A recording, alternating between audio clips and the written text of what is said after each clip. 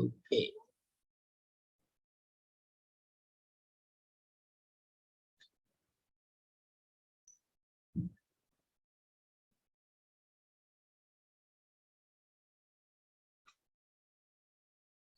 Okay, so we have to start with ozone. Ozone देखो क्या है, O3. O3 कहाँ पे मिलती है बताओ भाई? ओजोन लेयर एटमॉस्फेयर में है ना? किलोमीटर ऊपर में। हाँ, काफी ऊपर। तो एटमॉस्फेयर में होता क्या है कि जब जैसे ऐसे मान लो जैसे ये अर्थ है और इसके ऊपर ये आपका एटमॉस्फेयर है, स्ट्रेटोस्फियर है, और इसमें ऑक्सीजन जो भी है O2 वो प्रेजेंट है। सन से जो है ना सनलाइट आ रही है, जो जिसमें हर तरह की रेडिएशंस हैं, हाई एनर्जी के भी रेडिएशन है जो कि अर्थ पे फॉल हो रहे हैं। तो इन हाई एनर्जी के रेडिएशंस की प्रेजेंस में O2 जो है ना, हाई एनर्जी यूवी लाइट के रेडिएशन की प्रेजेंस में O3 में क्रिएट होता है। कैसे होता है? ऑक्सीजन पहले है ना टूट जाएगा, इसके बॉन्ड एनर्जी ज्यादा है, सबको पता है ये बात। तो ultra violet light high energy की लाइट है, वेवलेंथ कम, एनर्जी ज्यादा, तो ये टूटेगा, तो इसको 2O फ्री रेडिकल बनाएगा और ये फिर O2 से रिएक्ट करके O3 बना देगा। ठीक है, एटमॉस्फेयर में। तो and that's how the ozone layer is protecting us from UV radiation. समझ में आया? ये तो आपने सामने पढ़ा होगा ना, ओजोन लेयर नहीं होगी तो क्या हो जाएगा, राइट? सब कुछ यस सर। हाँ, तो ये बेसिक है कि भाई ओजोन ऐसे फॉर्म हो रही है, और इसमें इस रिएक्शन में बताओ O2 और O3 में जैसे ये कन्वर्ट हो रहा है, 3O2 is converting into 2O3। Delta H क्या है? पॉजिटिव है ना, हाई एनर्जी, राइट? ये डेल्टा H पॉजिटिव हो गया, और यू कैन से कि ये इस रिएक्शन के लिए O3 से O2 बनने के लिए डेल्टा H क्या होगा? नेगेटिव। तो बिटवीन O2 एंड O3 कौन थर्मोडायनेमिकली ज्यादा स्टेबल है? थर्मोडायनेमिकली ज्यादा स्टेबल कौन है? अपने आप कौन बन रहा है? O2। O3 से तुरंत O2 बन जाएगा कि नहीं? डेल्टा H नेगेटिव है, राइट? O2 इज ज्यादा स्टेबल। और वैसे भी हम अपने नॉर्मल लेट से कॉमन सेंस से भी देख सकते हैं कि O2 ही तो है, वरना O3 ज्यादा स्टेबल होता तो क्या होता? अर्थ पे ओजोन लेयर, ओजोन होती है ना, फिर हम लोग शायद ओजोन इनहेल कर रहे होते ऑक्सीजन की जगह। एनीवे, तो O2 is thermodynamically more stable. ये कब तक इक्विलिब्रियम चलता रहेगा है ना? कब तक ये आगे की तरफ शिफ्ट होती जाएगी? जब तक सन जो है ना लाइट भेजता रह रहे हैं ना यूवी रेडिएशन। ये तो एनर्जी चाहिए, ये O2 O3 में कीप ऑन कंटिन्यूइंग कन्वर्ट हो रहा है, और ये भी ऐसे डिस्ट्रॉय भी होता है, उनके बीच में इक्विलिब्रियम है। इक्विलिब्रियम वही जो इक्विलिब्रियम है वो रिस्पॉन्सिबल है यूवी लाइट से रेडिएशन के लिए, प्रोटेक्शन के लिए। अब ये सबको पता है कि यूवी रेडिएशन में एनर्जी ज्यादा होती है, हाई एनर्जी है ना। हाई एनर्जी होगी तो क्या होगा? इवेपोरेशन ज्यादा होगा। कहीं पर अगर ओजोन लेयर हमारी है ना, उसमें होल के बारे में बात हो रही थी कि ओजोन लेयर में होल हो रहा है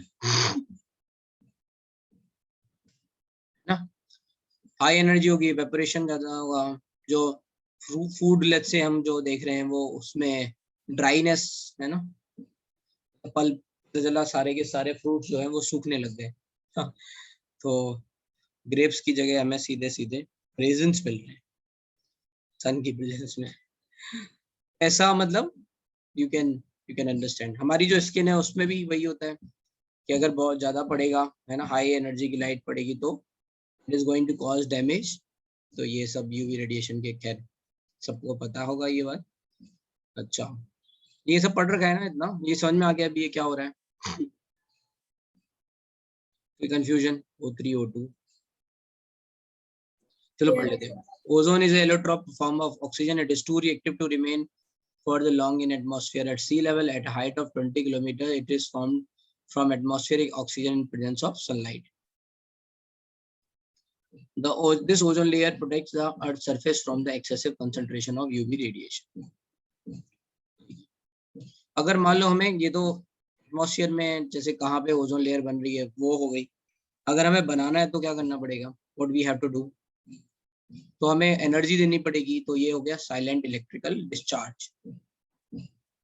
तो मतलब कुछ नहीं है, दो लेट्स से इलेक्ट्रोड लेके एक ट्यूब में, और उसमें क्या करते हैं, स्पार्क कराते हैं, तो क्या होगा, जितना भी ओजोन उस स्पार्क के लेट्स से जितने भी ऑक्सीजन के मॉलिक्यूल होंगे उसके विसिनिटी में जहाँ स्पार्क हो रहा है वहां पे ozone is going to convert into, sorry oxygen is going to convert into ozone, है ना, हाई एनर्जी दी आपने, ऑक्सीजन मॉलिक्यूल टूटेंगे फिर ओजोन बन जाएगा। तो ये कह रहे हैं कि कितने परसेंट तक ऐसा हो सकता है, 10%। तो मतलब ऐसा नहीं कि बड़ा इफेक्टिव यील्ड बहुत ज्यादा है। So when a slow dry stream of oxygen is passed through a silent electrical discharge, conversion of oxygen to ozone occurs.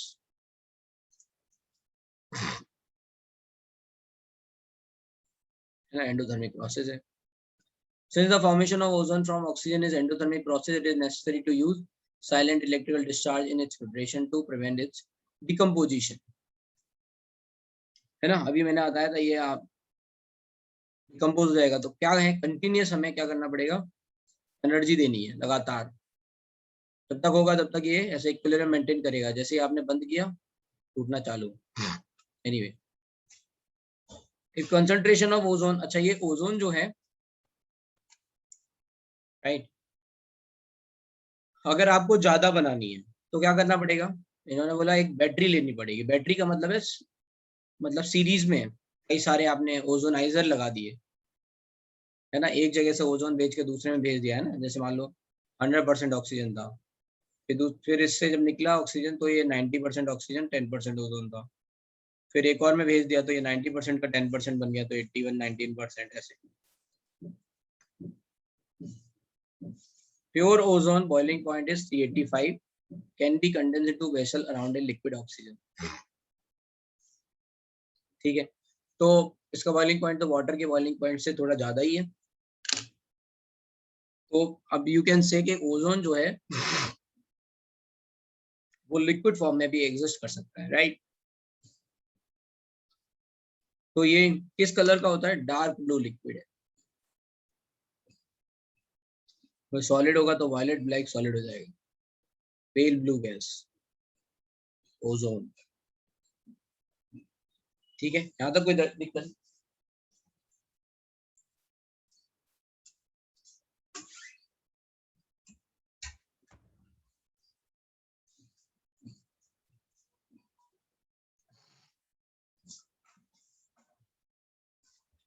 अब ये जो ओजोन है, राइट, ये तो टूटती है ऑक्सीजन में और ये नेसेंट ऑक्सीजन दे रही है, इसका मतलब इट इज वेरी रिएक्टिव, तो ये दूसरों को ऑक्सीडाइज कर देगी।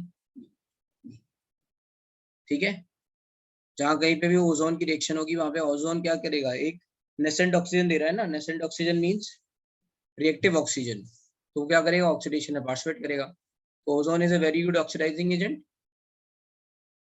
और ये ब्लीचिंग एक्शन देता है, क्या देता है, bleaching action. Bleaching action due to oxidation,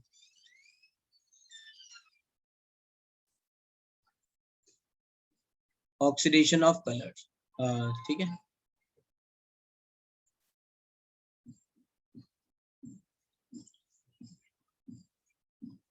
ऐसे ही ओजोन जो है आपने सुना होगा कि स्विमिंग पूल वगैरह इन सब में, है ना, ओजोन डालते हैं डिसइंफेक्टेंट की तरह, सुना है ऐसा कुछ?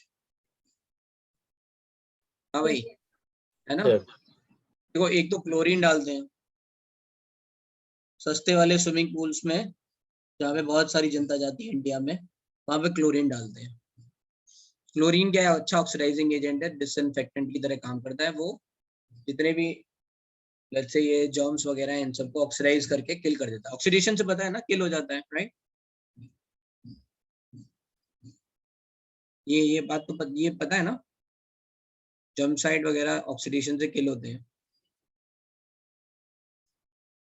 अरे हाँ ना, कुछ तो बोलो।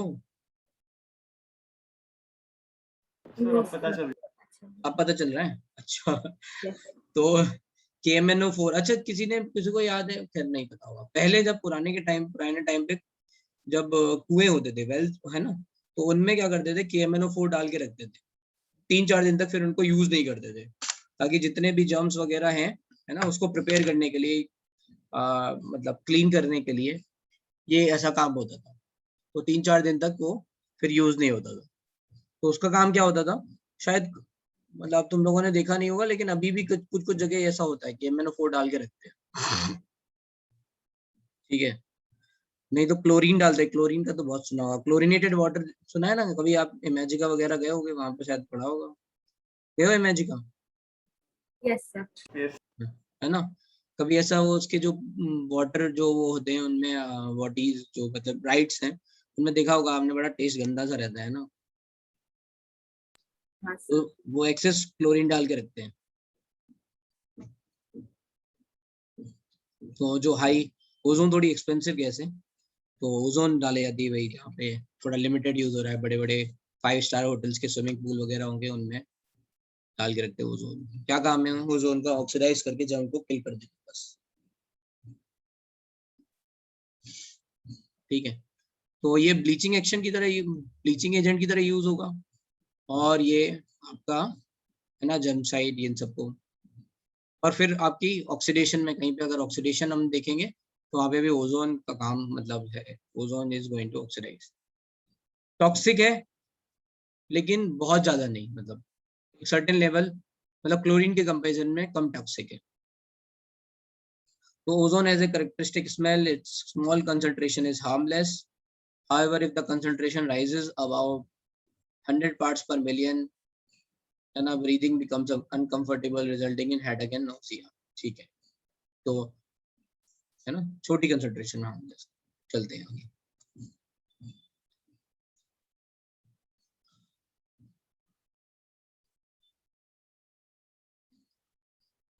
Ozone is thermodynamically unstable, ये तो हम पढ़ चुके हैं। With respect to oxygen, since its decomposition into oxygen है ना, delta H negative, results in liberation of heat and increase in entropy. बताओ एंट्रोपी कैसे बढ़ गई? How the entropy has increased? 2 molecule से 3 मॉलिक्यूल बन गए, बढ़ गई ना एंट्रोपी।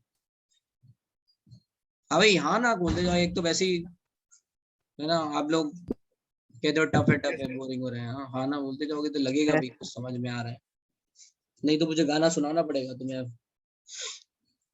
जगाने के लिए।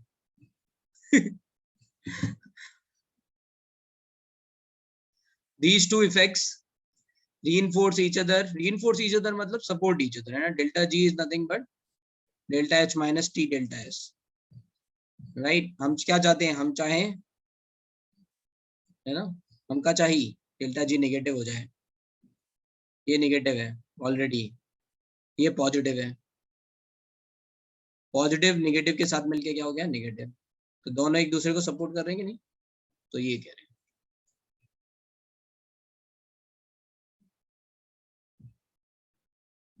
अच्छा, गुड क्वेश्चन। तो ये क्वेश्चन है कि क्या, हाउ डिड दे फाइंड, ये किसने पूछा एक मिनट। हाँ भाई, एक्चुअली क्या होता है इसके लिए ना, आपकी आर्टिफिशियल नोजेस होती हैं, मतलब सेंसर। नोजेस का मतलब ये नहीं कि मतलब इमेजिन कर लो नोज बनी हुई है, आर्टिफिशियल सेंसर्स होते हैं, ठीक है। और वो कैलिब्रेट किए जाते हैं ह्यूमन उसके हिसाब से, कि उनके लिए क्या सही है क्या गलत है, व्हाटएवर, है ना। और फिर देखा जाता है कि क्या इफेक्ट आ सकते हैं, what is going to be, समझे। Yes. है ना, ऐसे लोगों को सुंघाते रहेंगे तो बेचारे बहुत गलत हो जाएगा ना। सोचो एक एक्सपेरिमेंट के लिए किसी इंसान को खड़ा कर दिया भाई, ओजोन सुंघा रहे हैं उसे, वो तो गलत हो जाएगा, राइट। सो आर्टिफिशियल नोजेस होती है, that is going to be mean sensors होते हैं, वो बताते हैं कि भाई ये टॉक्सिक लेवल है। एनीवे, ठीक है। Into large, let's say negative delta G change for its conversion to oxygen, it is not really surprising, therefore high concentration of ozone can be dangerously explosive. Explosive कैसे बना, अच्छा बताओ। एक तो energy निकल रही है और वॉल्यूम बढ़ रहा है। किसी भी एक्सप्लोजन के लिए दो चीजें चाहिए, जो भी सब्सटेंस है उसका एकदम से वॉल्यूम बढ़ जाए, एकदम से वॉल्यूम बढ़ जाएगा और एनर्जी भी निकल जाए, हो जाएगा ना एक्सप्लोजन। और सर वो भी निकल रहा है ना नेसेंट ऑक्सीजन, तो वो ऑक्सीडाइज कर देगा तो फायर आ सकता है। नहीं तो एनर्जी तो निकल ही नहीं ना, डेल्टा एच नेगेटिव, वो तो हमने बोल ही दिया, और यस। वॉल्यूम भी बढ़ रहा है। ठीक है, तो due to the ease with which it liberates atoms of nascent oxygen, it acts as powerful oxidizing agent, and for example it oxidizes lead sulfide to lead sulfate, iodide to iodine. आपको ये पता है, right? इनका reduction potentials पता है आपको। Iodine तो सबसे जल्दी ऑक्सीडाइज हो जाता है ना, I माइनस तो I2, फिर Br माइनस, फिर Cl माइनस, फिर F माइनस। F माइनस तो किसी से ऑक्सीडाइज नहीं होता, राइट? जबकि F माइनस ऑक्सीडाइज नहीं होता है ना, कहा जाता है F2 is oxidising agent, F2 easily reduce होता है, तो I माइनस जल्दी से ऑक्सीडाइज हो जाएगा। ठीक है, इसमें बस इतना याद रखना है कि सल्फाइड पीवीएस का है तो PbSO4 में जा रहा है। पीवीएस का कलर होता है ब्लैक, तो ये व्हाइट हो जाता है। तो जो पुराने ऑयल पेंट्स वगैरह थे और जो पुरानी लेट्स से हम पेंटिंग्स बोलेंगे, उन ऑयल पेंट्स में लेड इज द लेट्स से कंट्रीब्यूटिंग, मतलब लेड की प्रेजेंस होती थी, लेड बेस्ड, ठीक है, पेंट्स होते थे। या फिर जो आपकी जो भी पेंट्स के अलावा जैसे मान लो जो बनी हुई है ना, बैकग्राउंड है या फिर जो भी जिसमें भी लगी हुई है उसमें लेड का प्रेजेंस था, तब काफी लेड जो है ना, बाद में पता चला कि लेड जो है बहुत हार्मफुल है, राइट? पहले लेड्स का यूज बहुत था, लेड का पीबी, तो क्या होगा, ये पीबी जो है वो पीबीएस में कन्वर्ट हो जाएगा। या मान लो स्टैचू है, स्टैचू भी में भी लेड का कंट्रीब्यूशन है ना, तो लेड जो है वो पीबीएस में कंट्रीब्यूट कन्वर्ट हो गया, तो ब्लैक ब्लैक होने लग गया, तो उसको रिस्टोर करने के लिए, उसको कलर हटाने के लिए ये ओजोन वगैरह इन सबसे रिएक्ट करा देते थे, तो PbSO4 वो व्हाइट हो जाएगा ऐसे। बट इसमें ये भी याद रखना है कि जो पीबीएस है वो PbSO4 में जा रहा है, सल्फाइड सल्फेट में जा रहे हैं, H2S सल्फर में जाता है। H2S हमेशा किस में कन्वर्ट होता है, सल्फर में, तो ये कई बार याद रखना पड़ेगा। पीबीएस कोई भी सल्फाइड हो, H2 माइनस सल्फेट में जाएगा, बट H2S किस में जाता है, सल्फर में, याद रहेगा। ठीक है, बस बाकी तो आपको पता है, माइनस I2 में जाएगा। अच्छा कोई पूछे, बताओ, अच्छे मैं थोड़ा और पूछ लेता हूँ। कहीं पे लिखा है NO2 माइनस, कहाँ जाएगा बताओ NO2 माइनस? आपने देख लिया +3, बताओ कौन से आयन में जाएगा NO2 माइनस? चलिए बताओ ना फास्ट।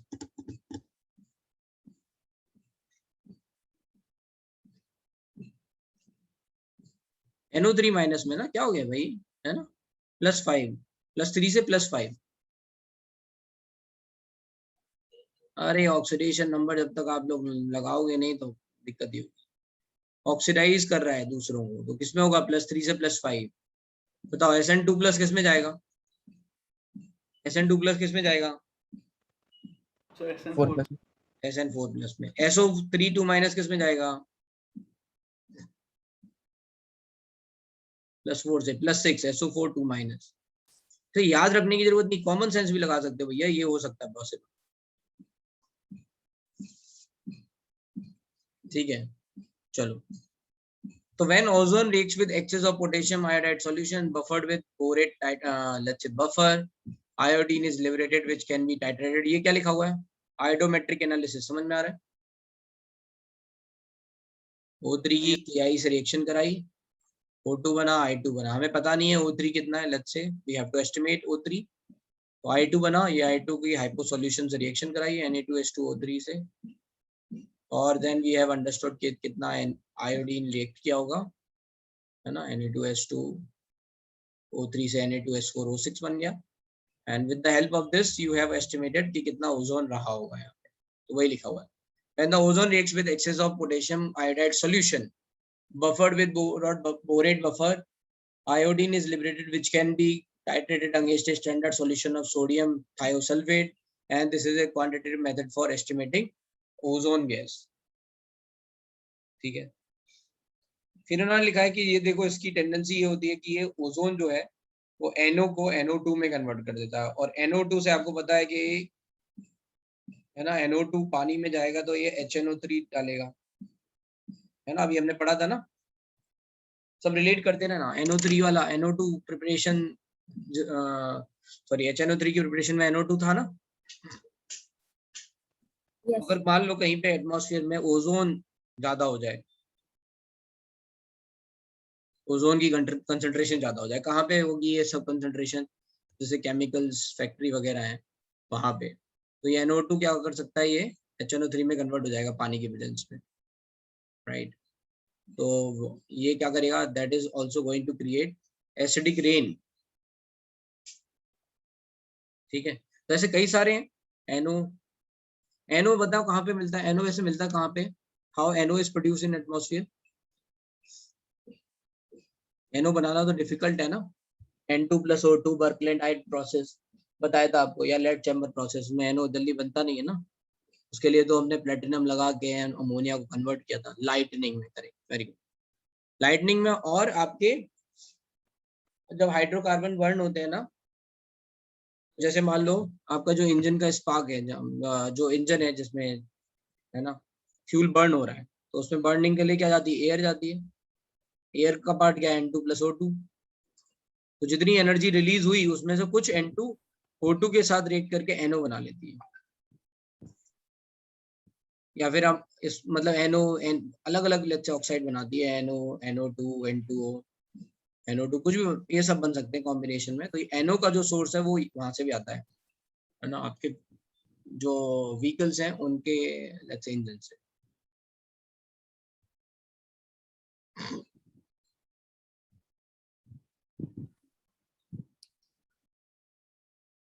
ठीक है, वहां से भी है। देखो एक minute, experiment have shown that nitrogen oxide, particularly nitric oxide, combining very rapidly with ozone, and thus there is thus the possibility of nitrogen oxide emitted from the exhaust system of supersonic। अब इन्होंने jet plane की बात कर दी है ना, ये NO जाएगा, है ना, जो हमने अभी बात की यहाँ पे N2 और O2, राइट, एयर एयर गई कंबशन में, बर्न हुआ फ्यूल, टेम्परेचर हाई रीच हो गया, वहां पे ये दोनों कंबाइन हो गए, तो जेट फ्यूल में भी ऐसा हो सकता है। जब एरोप्लेन के साथ प्रॉब्लम क्या है कि वो तो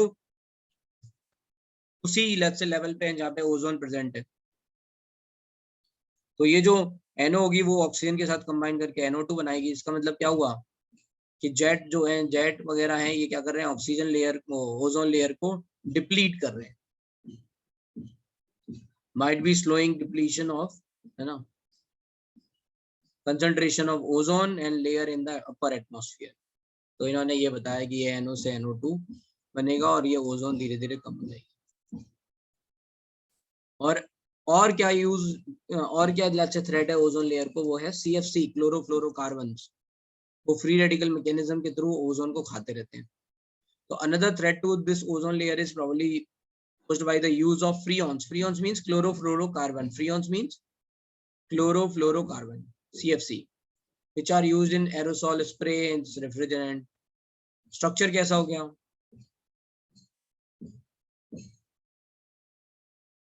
इसका 0 फॉर्मल चार्ज, इसका +1 और इसका -1। हाइब्रिडाइजेशन क्या हो जाएगी, ऑक्सीजन की, यहाँ पे ऑक्सीजन के पास 6 इलेक्ट्रॉन होते हैं, 2 इधर लगा दिए, 2 इसको कोऑर्डिनेट कर दिए, बचा 1, तो sp2। The two oxygen bond lengths in the ozone molecule are identical होंगी ना रेजोनेंस के कारण, इसको फॉर्मल चार्ज में तोड़ेंगे -n+, तो ये इधर भी जा सकता है ना, identical. And the molecule is angular and expected to bond angle 117 degree। sp2 से समझ सकते हैं कि 117 डिग्री हो जाएगा। It is a resonance hybrid of two main forms, ठीक है। It is used as germicide, disinfectant, sterilizing water. It is also used for bleaching, that's oils, ivory, flour, starch, ये सब act as oxidizing agent in the manufacturing of potassium permanganate।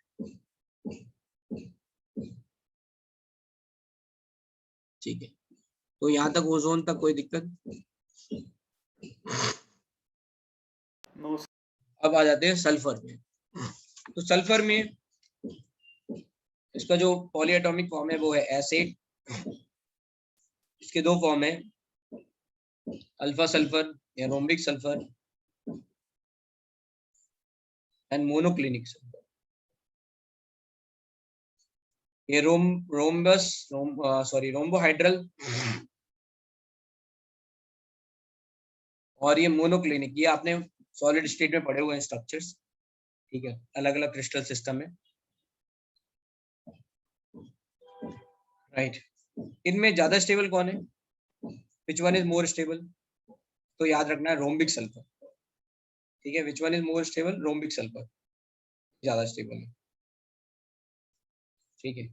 और around I think temperature is somewhere around 96 degree, 96 degree Celsius. Alpha और beta एक दूसरे में convert हो जाते हैं, मतलब alpha is going to convert into beta, इसको बोलते हैं ट्रांजिशन टेम्परेचर। तो अगर आप मान लो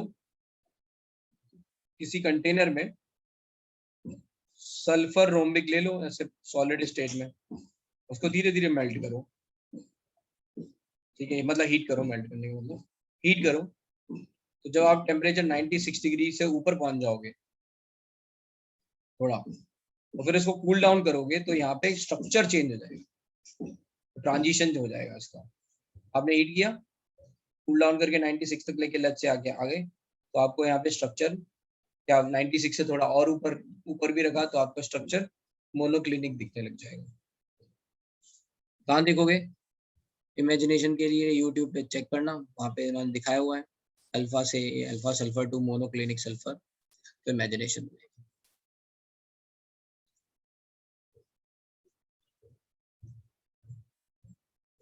और रोम्बिक सल्फर स्टेबल इसलिए है क्योंकि याद है कि हमने वो पढ़ा था थर्मोडायनेमिक्स में, एंथैल्पी ऑफ फॉर्मेशन,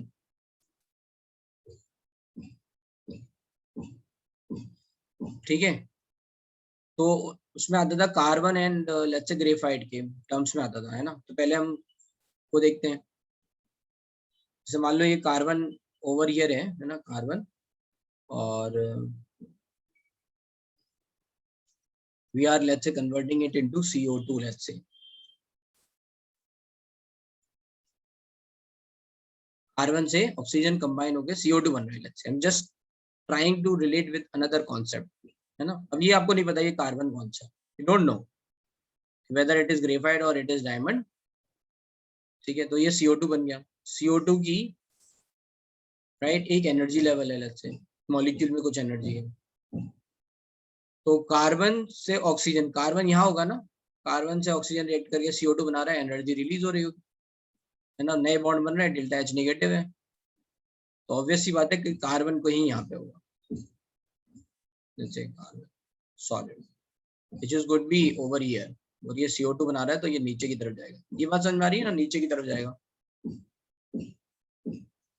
अब अगर आपने एक और ले लिया, डायमंड ले लिया ऐसे ही, है ना, ग्रेफाइट के साथ डायमंड ले लिया, उससे भी CO2 बनाया, CO2 की एनर्जी लाइन तो फिक्स है। अब आप चेक कर लोगे कहाँ ज्यादा एनर्जी रिलीज हुई है ना, कहाँ ज्यादा एनर्जी रिलीज हुई, सॉरी यहाँ ज्यादा एनर्जी रिलीज होगी, इसका मतलब क्या है, इसकी खुद की एनर्जी ज्यादा, डायमंड की ज्यादा एनर्जी रिलीज हुई मतलब इसकी खुद की एनर्जी ज्यादा, तभी तो ये डिफरेंस ज्यादा होगा। इतनी बात समझ में आ रही है या नहीं? हाँ भाई, यस सर। हाँ यस। तो इससे पता चल गया इन दोनों में कौन ज्यादा स्टेबल है, ग्रेफाइट। ऐसे ही सल्फर के लिए कर सकते हैं, SO3 SO2 कुछ बना के देख सकते हैं। तो इसमें ये भी देख लेते हैं कि इससे इसको कन्वर्ट करने में, अब इससे क्लियर, इससे दूसरी बात भी कह सकते हैं कि अगर मान लो कार्बन से ग्रेफाइट से डायमंड बनाना हो, इसको बोलते हैं फेज ट्रांजिशन रिएक्शन। ग्रेफाइट से डायमंड बनाना हो तो डेल्टा H क्या होगा, राइट, ग्रेफाइट टू डायमंड बनाना मतलब यहाँ से यहाँ जाना है, तो डेल्टा H पॉजिटिव होगा, एनर्जी देनी पड़ेगी, तो भी आप समझ सकते हो फेज ट्रांसफर से कि कौन ज्यादा स्टेबल होगा, समझ में आया? तो सल्फर लेट्स से यहाँ पे रोम्बिक से अल्फा सल्फर से बीटा बनाना पड़ रहा है, डेल्टा H पॉजिटिव है, तो कौन ज्यादा स्टेबल हो गया, समझ में आया? Yes yes. चलो, sulfur forms numerous allotropes of which the yellow rhombic and monoclinic sulfur are most important, मतलब ये दो फॉर्म है जो सबसे ज्यादा इंपॉर्टेंट है, इसके अलावा भी प्लास्टिक सल्फर ये सब बन सकता है, ठीक है। The stable form of room temperature is rhombic sulphur, इसका मतलब ये ज्यादा स्टेबल है, which transform to monoclinic sulfur when heated above 369 मतलब 96 डिग्री सेल्सियस। ठीक है, रोम्बिक सल्फर तो ज्यादा याद करना नहीं है। This allotrope is yellow in colour, boiling point छोड़ दो, ग्रेविटी छोड़ दो। Rhombic sulphur crystals are formed on evaporating and solution of roles of sulfur and CH2, ये भी छोड़ दो। It is insoluble in water but dissolved to some extent in benzene alcohol ether, readily soluble in CH2, है ना। insoluble in water but soluble in CH2। कहाँ देखा था यही सेम P4 में। white phosphorus is insoluble in water but soluble in CH2। फिर ये monoclinic आ गया, its melting point 393, specific gravity this, soluble in CH2, ये भी सॉल्युबल है। Form of sulphur is prepared by melting rhombic sulphur in a dish and cooling till the crystal is formed. 2 holes are made in the, ये छोड़ दो इसको, है ना, ये क्या किया इन्होंने, ये याद रखना है। It is stable above 369 kelvin, transform into alpha sulphur below it, मतलब अगर आप और कूल डाउन कर दोगे तो फिर से अल्फा सल्फर बन जाएगा। And this temperature is called transition temperature. Both rhombic and monoclinic sulfur have acid molecule. These acid molecules are packed to give different crystal structure. ये हो गया आपका एसिड, W शेप और क्राउन शेप। इसके अलावा H6 can also exist. H6 अगर exist करेगा तो कैसा दिखेगा, चेयर फॉर्म की तरह, साइक्लोहेक्सेन में जो देखा। एसिड सबसे ज्यादा स्टेबल है, but we can see number of cycle forms. और H2 पैरामैग्नेटिक होता है, याद रखना। O2 जैसे पैरामैग्नेटिक होता है वैसे H2 पैरामैग्नेटिक होता है। So acid ring in both form is puckered and has a crown shape. The molecular dimension given below. छोड़ो इसे।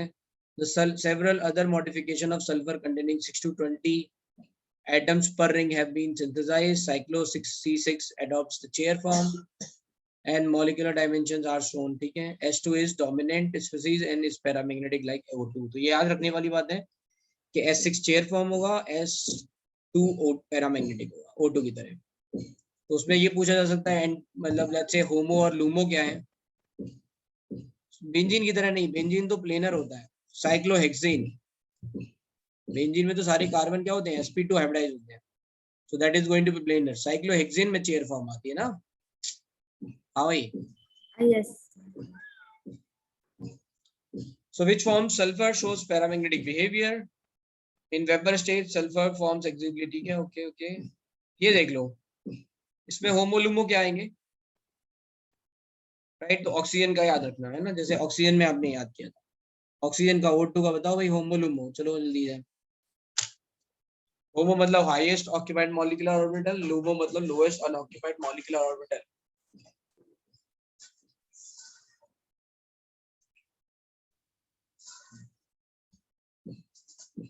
कोई बताओ मुझे, अमन। हाँ बताओ,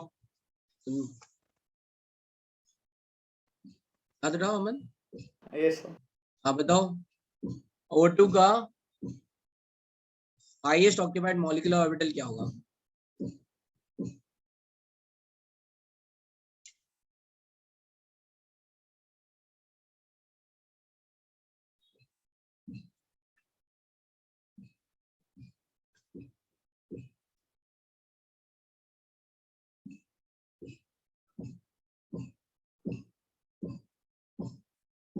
तुम सब लोग भूल जाओ, सब भूल जाओ बेटा तुम लोग।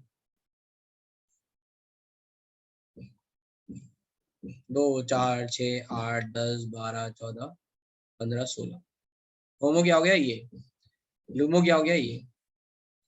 तो यहाँ पे अनपेयर्ड इलेक्ट्रॉन है पाई स्टार में, तो ये कह रहे हैं सिमिलरली सल्फर में भी क्या हो जाएगा, यहाँ पे 3p आ जाएगा, उसमें भी क्या होगा, एक एक ऐसा इलेक्ट्रॉन रहेगा। तो इसलिए S2 जो है वो पैरामैग्नेटिक होता है।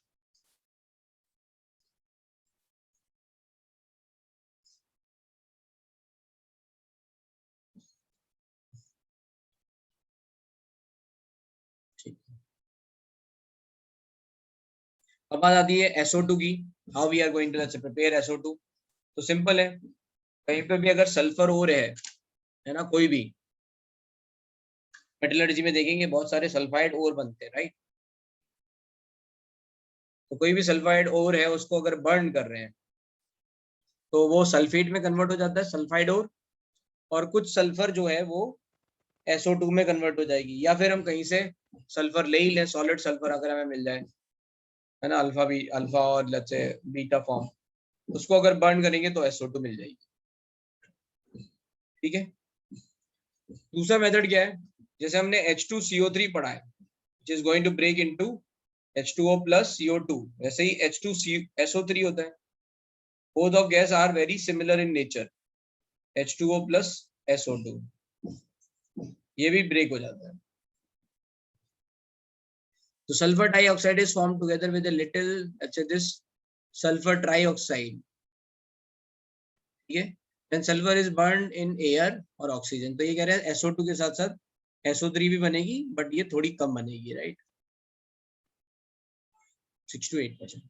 In the laboratory, it is readily generated by treating a sulfide with dilute sulfuric acid.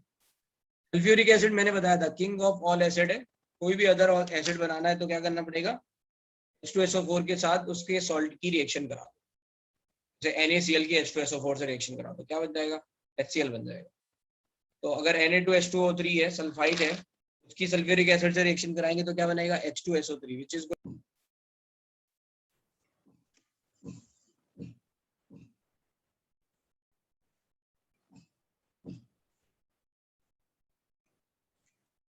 हाँ। अभी कहाँ तक आप लोगों ने सुन लिया था, बीच में पता नहीं क्या हुआ। सर आप वो रिएक्शन बता रहे थे, क्या बता रहे थे? सर आपने बोला था SO2 और CO2, मतलब SO2 और SO3 कम इसमें प्रोड्यूस होगा, वो पार्ट तक सुना।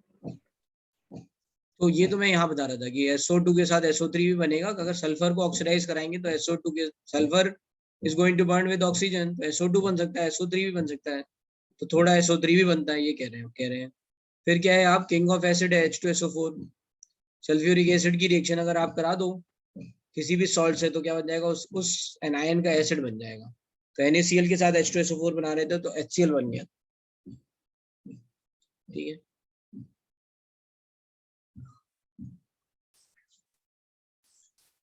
इंडस्ट्रियली कैसे बन रहा है, it is a by product of roasting of sulphide ore. Sulphide ore को हीट करेंगे, जैसे ये FeS2 है, इसको क्या बोलते हैं, FeS2 को आयरन पायराइड। Iron pyrite. तो FeS2 को हीट करेंगे तो SO2 बन जाएगा। ठीक है। और इसको फूल्स गोल्ड भी बोलते हैं, क्या बोलते हैं, फूल्स gold, which looks like gold but it is not gold.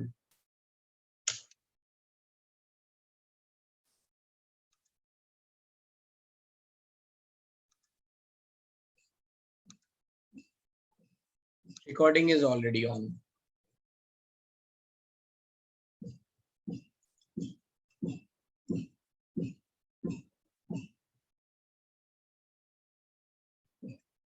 तो गोल्ड के पीछे ना, इसके ऐसे गोल्ड एक्सट्रैक्शन के पीछे एक बहुत अच्छी स्टोरी है।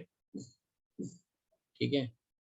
आई थिंक कनाडा में एक जगह थी, उसका नाम नहीं याद आ रहा, तो वहां पे कुछ लोग गए और वो गोल्ड की मतलब खोज में गए, वहां पे उन्हें गोल्ड मिला, गोल्ड की माइन। तो एक टाइम पीरियड है अपनी मतलब हिस्ट्री में जब बहुत सारे लोग जो है ना, एक मिनट में बताता हूँ।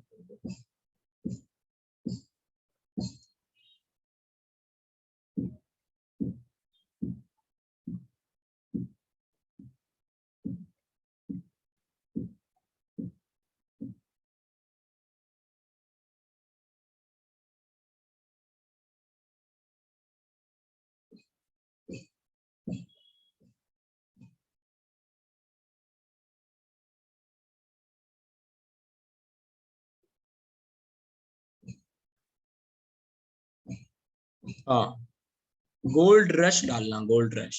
ठीक है, गोल्ड रश।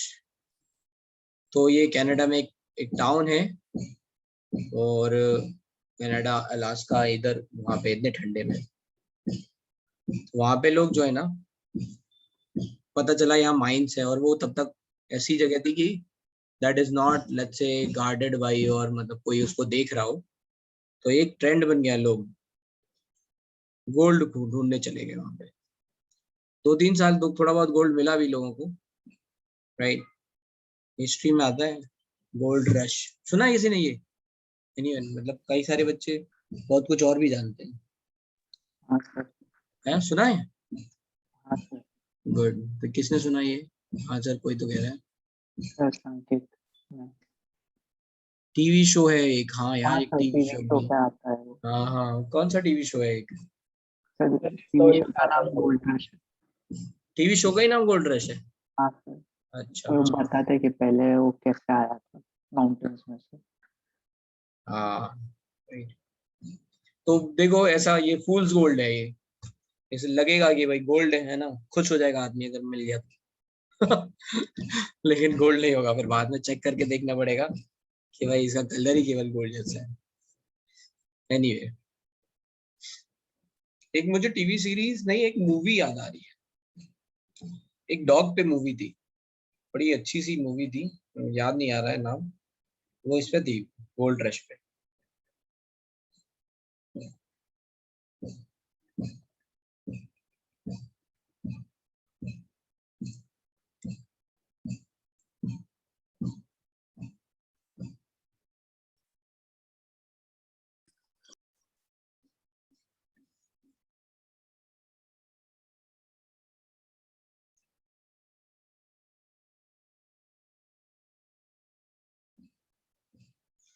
चलो, अभी याद नहीं है, देख लो।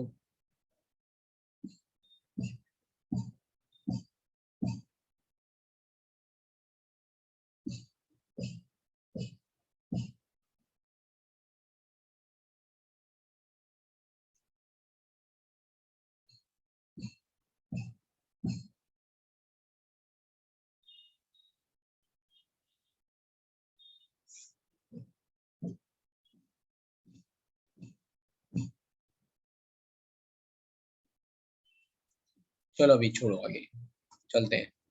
हाँ, तो ये the gas after drawing the liquefied under store in cylinder property.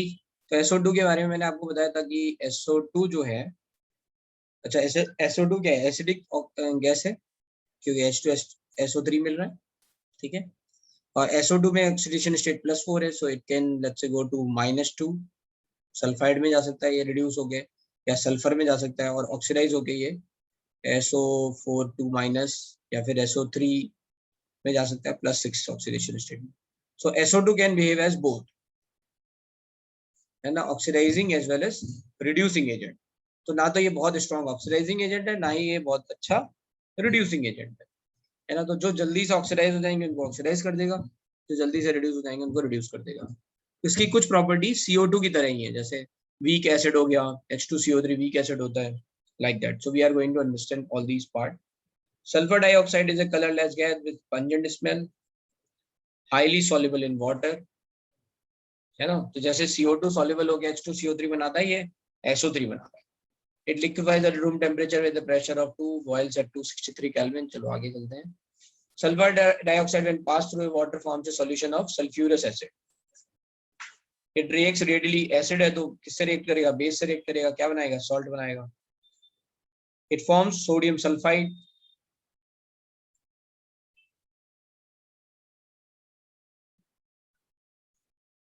It reacts readily with sodium hydroxide solution, मतलब base, and form sodium sulfide. तो H2SO3 से अगर रिएक्शन हो रही है NaOH की, तो क्या बनेगा? Na2SO3। ठीक। हाँ, टर्न्स लाइम वाटर अगर हम लेंगे तो उसको मिल्की बना देगा, राइट, CO2 की तरह, करेक्ट।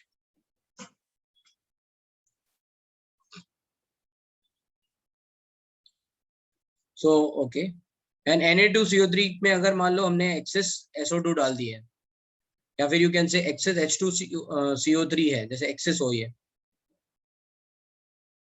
और NaOH थोड़ा कम हो, तो ये इसको पूरी तरह से न्यूट्रलाइज नहीं कर पाएगा, तो क्या बनाएगा? NaHCO3, है ना। तो वैसे ही है, SO2 ज्यादा और डाल दिया इसमें, मतलब तो ये क्या बन गया, NaHCO3, राइट। इसी को आप कैल्शियम से भी लिख सकते हो कि अगर मान लो CaO की रिएक्शन SO2 से हो गई तो ये बन गया CaSO3, व्हाइट कलर आया उसके कारण।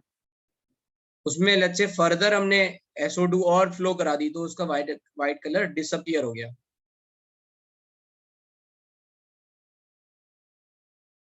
जैसे सेम लेट्स से टेस्ट होता है CO2 के लिए। CO2 को अगर CaO या CaOH होल ट्वाइस इनके साथ अगर आपने रिएक्ट कराया तो CaSO3 बनेगा, CaCO3 बनेगा सॉरी, और CaCO3 में और CO2 डाल देंगे तो वो मिल्की व्हाइट कलर जो है CaCO3 का वो डिसअपियर हो जाएगा। तो ये टेस्ट सिमिलर है इसमें। It reaction with water alkali behavior of sulfur dioxide is very similar to carbon dioxide. Sulfur dioxide ये reaction important है। Sulfur dioxide reacts with chlorine, oxidizing agent है, in presence of charcoal, which act as a catalyst. So charcoal act as a catalyst to give sulfuryl chloride SO2Cl2 plus 4 से कहाँ जाएगा +6 में, good oxidizing agent Cl2. And it oxidized to sulfur trioxide by oxygen in presence of vanadium pentaoxide है ना, divanadium pentaoxide B2O5 और vanadium oxide, which is vanadium is in +5 oxidation state. तो +4 से ये चला जाएगा आपका SO3 में।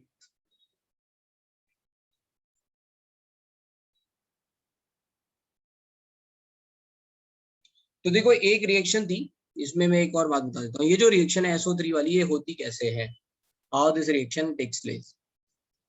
तो होता ये है, जो SO2 है वो V2O5 की प्रेजेंस में इससे रिएक्ट करके बनाता है SO3 plus B2O4, and this B2O4 is further oxidized by oxygen to form B2O5.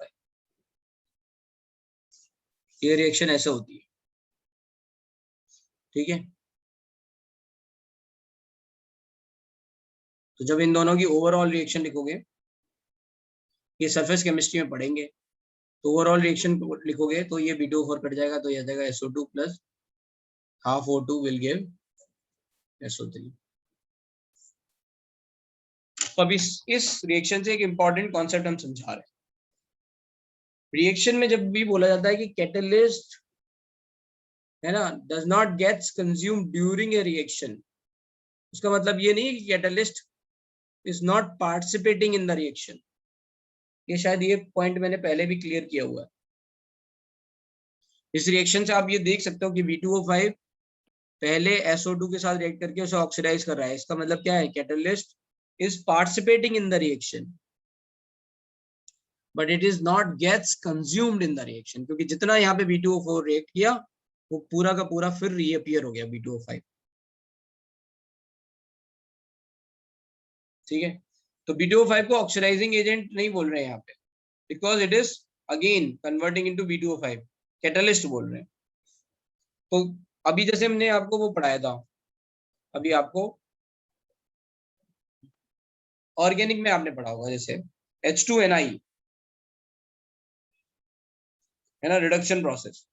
तो H2 क्या कर रहा था, पहले निकल सरफेस पे जाके एडजॉर्ब हो गया, उनके बीच के जो बॉन्ड थे वो टूट गए, मतलब H2 वाले अब आगे इंडिविजुअल एटम्स में कन्वर्ट हो गया, ये ready to let's say bond.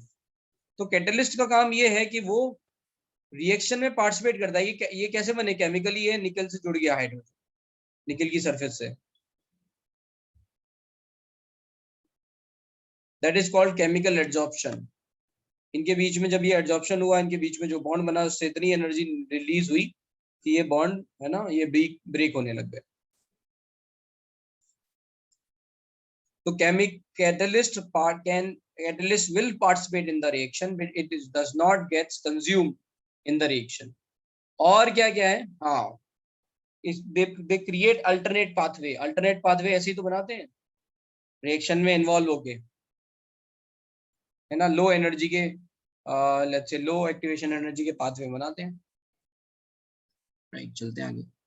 तो कैटलिस्ट का रोल क्या है, सरफेस प्रोवाइड करते हैं, है ना, एनर्जी को लो करा देते हैं, जल्दी फास्ट रिएक्शन करा देते हैं। When moist sulfur dioxide behaves as reducing agent, तो for example it converts iron to iron, है ना, 3 को 2 में कन्वर्ट कर रहा है ये, KMnO4 को Mn2+ में कन्वर्ट कर रहा है, या फिर उसको उल्टी तरह से समझो, MnO4 ऑक्सीडाइज कर रहा है SO2 को, है ना, इधर से चाहे नाक पकड़ो चाहे घुमा के पकड़ो, बात बराबर ही है ना। तो इन्होंने ऐसा लिख दिया है कि ये इसको रिड्यूस कर रहा है, जबकि एक्चुअल में क्या हो रहा है, MnO4 इज ऑक्सीडाइजिंग SO2, ठीक है। तो acidified potassium permanganate solution, the latter reaction is convenient test for CO2, मतलब ये बता रहे हैं कि इस तरह से पता चल जाएगा कि SO2 है या नहीं है। कैसे पता चल जाएगा, ये कलर डिसअपियर हो जाएगा कि MnO4 पर्पल कलर है which is going to be colourless, तो हम समझ जाएंगे कि हाँ ओके SO2 है। ये वाला कलर जो है वो CO2 के साथ नहीं होगा, so CO2 is already in the highest oxidation state which cannot be further oxidized, ये तो फर्दर ऑक्सीडाइज हो गया ना +4 से +6, तो ये कह रहे हैं ये जो टेस्ट है वो डिफरेंशिएट कर देगा CO2 और SO2 में। The molecule SO2 is angular, बना दिया है, ठीक है, it's resonance hybrid, okay।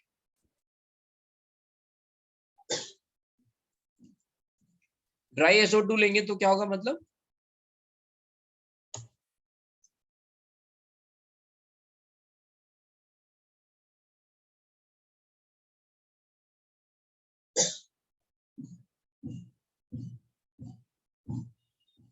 नहीं, मॉइस्ट का इसलिए ले रहे हैं कि SO जैसे SO2 ऐसे है ना, तो वाटर में सॉल्युबल है, तो H2SO3 बन गया, अब वो रिएक्ट कर रहा है, ज्यादा इंटरफेस मिल गया, रिएक्शन अच्छी हो गई, है ना, हाईली सॉल्युबल है ना, इसलिए मॉइस्ट।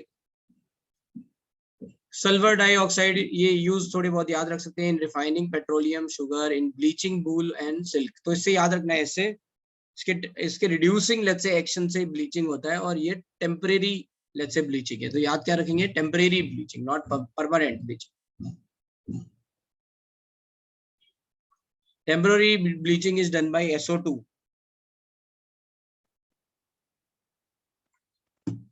ठीक है, तो यहाँ पे टेम्परेरी ब्लीच करते हैं SO2 के प्रेजेंस में, और फिर इसमें फिर से कलर आ जाता है। अगर इसको एटमॉस्फेयर में फिर से रख देंगे एयर के प्रेजेंस में तो ऑक्सीडेशन हो जाएगा, तो फिर से कलर रीस्टोर हो जाता है। ब्लीचिंग का मतलब देखो क्या है, कलर उड़ाना है ना, कलर हट जाना, व्हाइट हो जाना। तो जनरली जो भी कंपाउंड है जिसके कारण भी कलर आ रहा है, या तो वो ऑक्सीडाइज हो जाए या रिड्यूस हो जाए, तो कलर खत्म हो जाएगा। कलर जनरली आते हैं किसके कारण है, ऑर्गेनिक डाई के, डाइस के कारण आते हैं, डाई। अभी आपने वो एजो डाई पढ़ लिया होगा, एजो डाई पढ़ लिया, एल्कोहल में फिनॉल में पढ़ाया था सर ने, है ना, कपलिंग टेस्ट उसमें डाई पढ़ाया होगा, राइट। तो कलर डाइस के कारण आता है मेनली।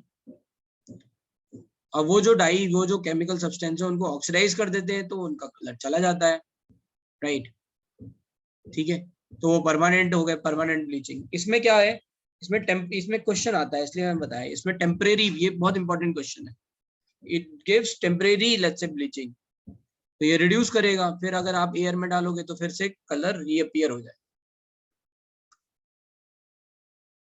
थर्ड है, it is an antichlor. Antichlor का मतलब क्या है, क्लोरीन के साथ अच्छी तरह से रिएक्ट करता है, तो जहाँ पे भी क्लोरीन होगी वो कंज्यूम कर लेगा, राइट। तो ये रिएक्शन SO2Cl2 वाली याद रखना, SO2 is reacting with Cl2 to form SO2Cl2, antichlor. Disinfectant, preservative, sulphuric acid, ठीक है, ये सब बनेंगे, right. Liquid SO2 is used as solvent to dissolve a number of organic and inorganic chemicals, ठीक है।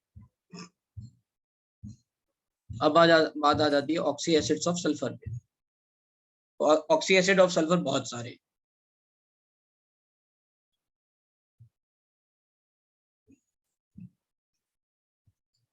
ओह एंटी क्लोर है वो, ठीक है। ऑक्सी एसिड ऑफ सल्फर में देख लो बहुत सारे हैं ऑक्सी एसिड्स ऑफ सल्फर।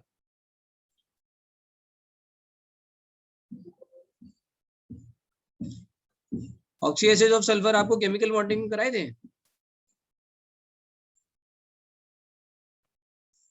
तो सबसे पहले तो बिल्कुल बेसिक H2SO3 H2SO4, फिर इनसे पायरोफॉर्म H2H2O5 H2H2O7, है ना,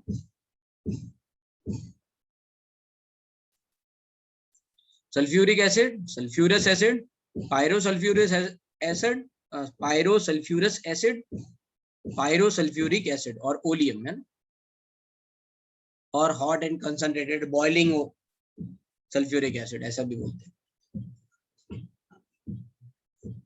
राइट। ये चार हो गए। इसके अलावा एक H2SO4 में एक ऑक्सीजन हटा के हमने एक सल्फर लगा दिया, तो क्या बन गया H2O3, उसको क्या बोलते हैं, थायोसल्फ्यूरिक एसिड, है ना। और इसी का सॉल्ट आपने पढ़ा है Na2H2O3, hypo solution Na2H2O3, sodium thiosulphate, है ना, H2H2O3। एक ऑक्सीजन हटा के एक सल्फर लगा दिया, इसमें किसी को कोई दिक्कत यहां तक? फिर कुछ peroxy form, H2SO5 कैरोज acid, and H2H2O8 marshals acid, +6 में ही है यहाँ पे सब। इसको बोलते हैं peroxy sulphuric acid.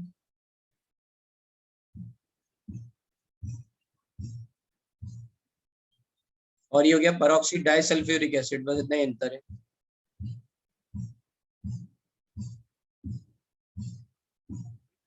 Peroxy sulphuric acid, peroxy disulphuric acid,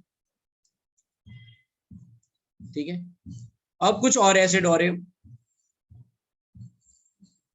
इनके अलावा, सल्फ्यूरस, पायरोसल्फ्यूरस, सल्फ्यूरिक, पायरोसल्फ्यूरिक, एक इसका एक ऑक्सीजन हटा दिया तो थायोसल्फ्यूरिक, पेरोक्सी सल्फ्यूरिक, और ये पेरोक्सी डाइसल्फ्यूरिक। ये स्ट्रक्चर अभी नहीं लिखे हैं, स्ट्रक्चर ड्रॉ करने हैं, लेकिन पहले देख ले रहे हैं और कौन से हैं। एक होता है H2S4O6, H2S4O6, ठीक है। ये कैसा होगा, ऐसा,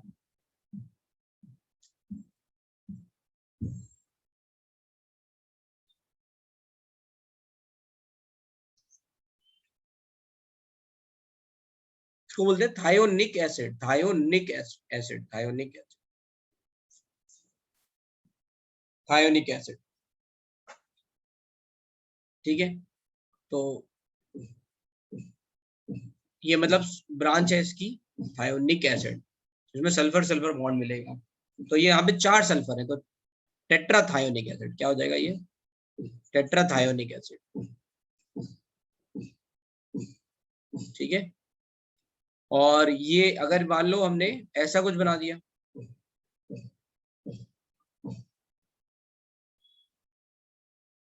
तो ये हो जाएगा H2H2O6, इसको बोलेंगे डाईथायोनिक एसिड,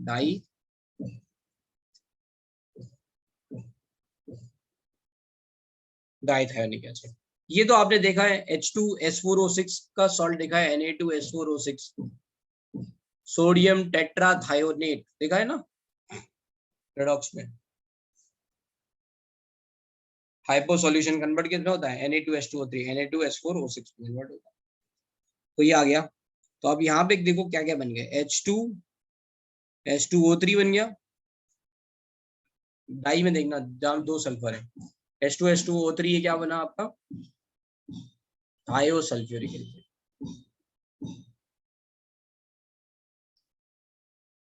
H2H2O4 क्या बना, थायोनस एसिड। जैसे थायोनिक एसिड होता है वैसे ही एक एक ऑक्सीजन कम कर दे तो यहाँ पे थायोनस एसिड। फिर H2H2O5 क्या बना,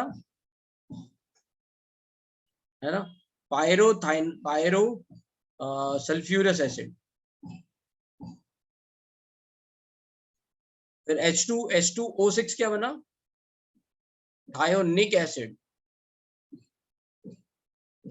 फिर H2H2O7 क्या बना, H2H2O7 पायरोसल्फ्यूरिक एसिड या ओलियम। एंड H2H2O8 क्या बना, है ना, मार्शल्स एसिड। इन सारे एसिड्स में सल्फर सल्फर बॉन्ड मिलेगा।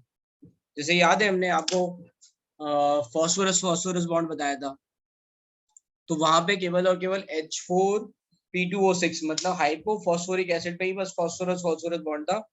बाकी सारे केसेस में है ना, सारे एसिड्स में वहां पे ऑक्सीजन था, राइट, रिमेम्बर। हाँ, यहाँ पे क्या है, सारों में आपको सल्फर सल्फर बॉन्ड मिलेगा सब में, केवल H2H2O8 है जिसमें आपको सल्फर सल्फर बॉन्ड नहीं मिलेगा। याद रखोगे, स्ट्रक्चर बनाओ इन सबके, तब याद रहेगा।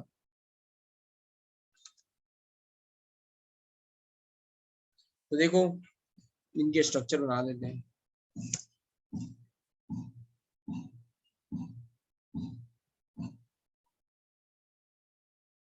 हो गया H2H2O3, है ना, कैसे से मिला रही है, H2SO4 से।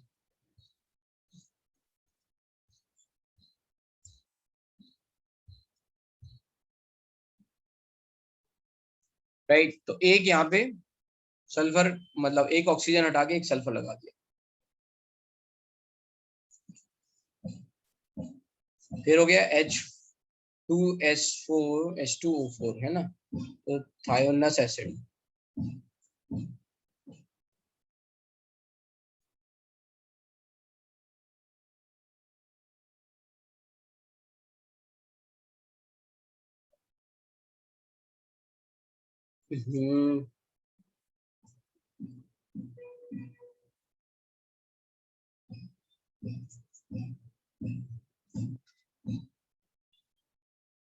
नहीं, ये वाला ऑक्सीजन नहीं होगा सर,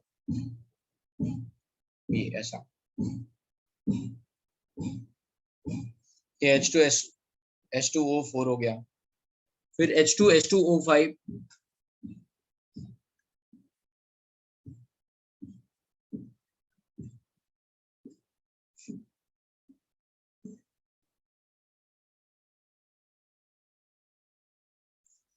है ना, फिर ये H2H2O6,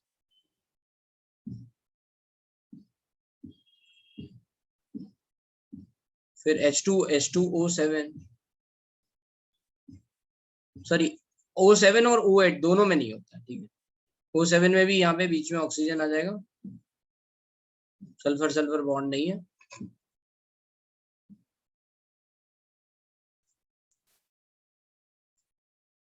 यहाँ पे, और H2H2O8,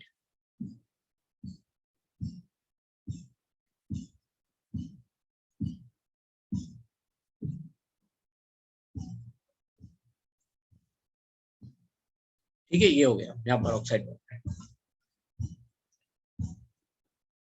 सल्फर फॉर्म से number of oxo acid H2SO3 H2H2O, ये सब ठीक है। सम of these acids are unstable, cannot be isolated, they are known in aqueous solution or in the form of their salt.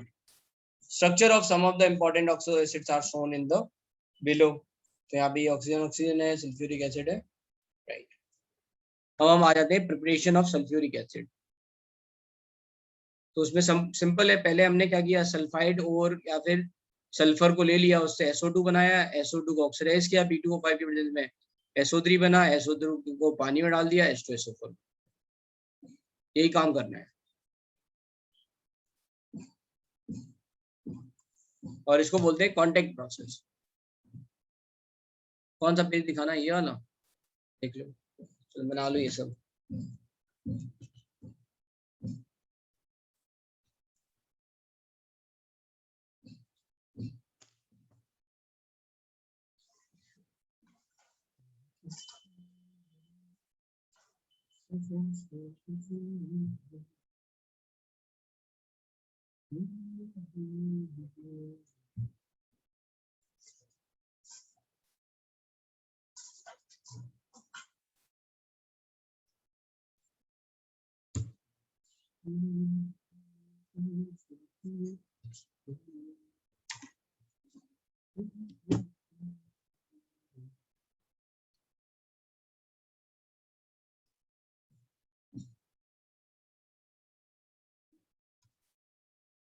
Done.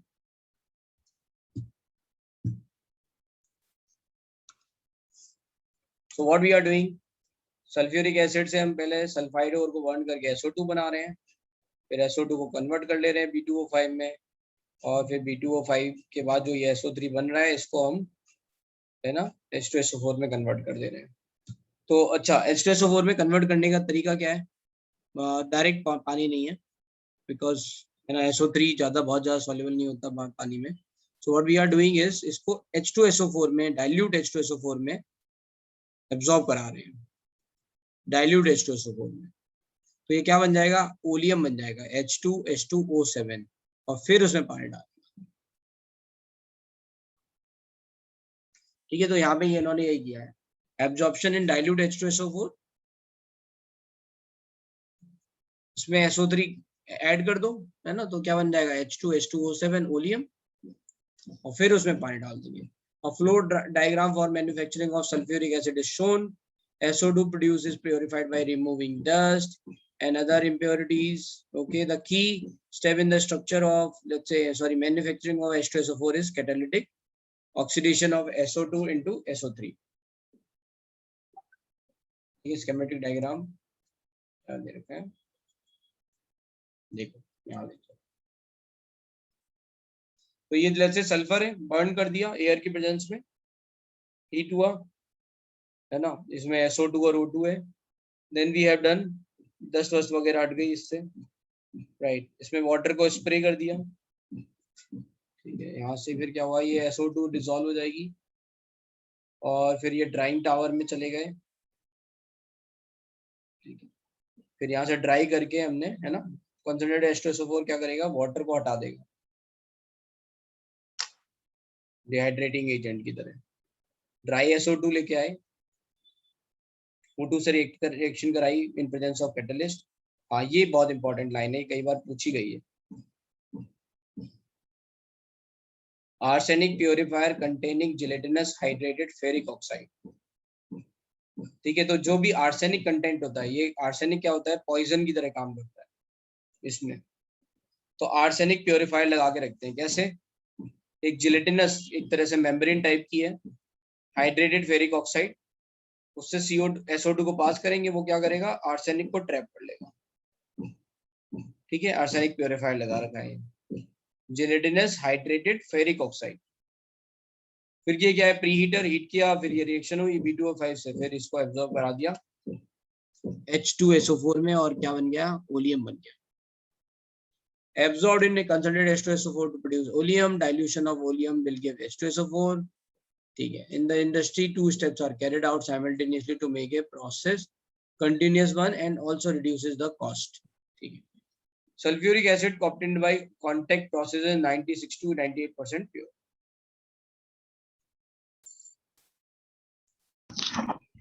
Sulphide ओर से arsenic कहाँ से आएगा? Sulphide ओर से,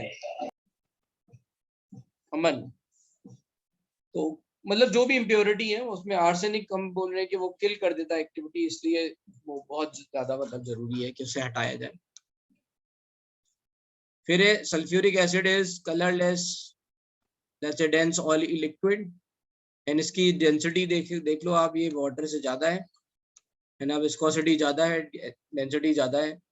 तो इसलिए ज्यादा है क्योंकि इसमें number of hydrogen bond per molecule ज्यादा बनते हैं in comparison to water. Discuss होता है H2SO4। H2SO4 के पास all 4 oxygen is ready to roll, है ना, ये हाइड्रोजन बॉन्डिंग के लिए बिल्कुल तैयार है, मिल जाए बस।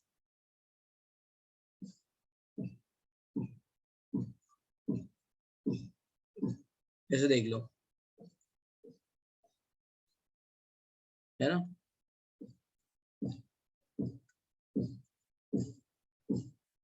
ऐसे हो गई ना ज्यादा हाइड्रोजन बॉन्डिंग, OH वाले की डबल बॉन्ड ऑक्सीजन से हो गई, ऐसे करिए। So all, let's say all these oxygens are going to form hydrogen bond, more hydrogen bond, more let's say viscosity. Viscosity के बारे में तो आपको पता है ना, विस्कोसिटी पढ़ ली।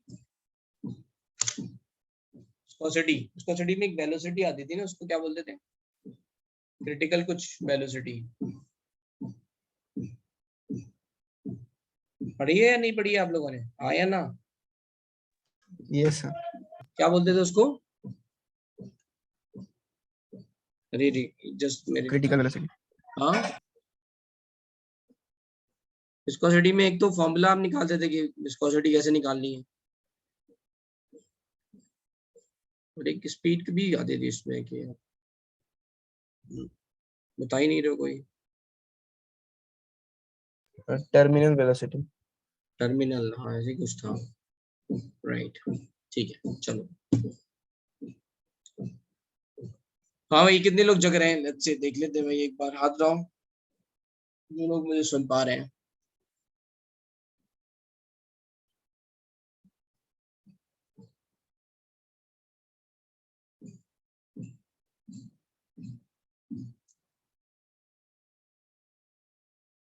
There was 46 students are able to hear me. बाकी सब सो गए। 50, 51। चलो मैं तुम्हें एक गाना सुना, मन भी कर रहा है मेरा आज गाना गाने का, क्योंकि मैं अच्छा गाता नहीं, पहले ही बता देता हूँ, और रिकॉर्डिंग में पॉज कर देता हूँ।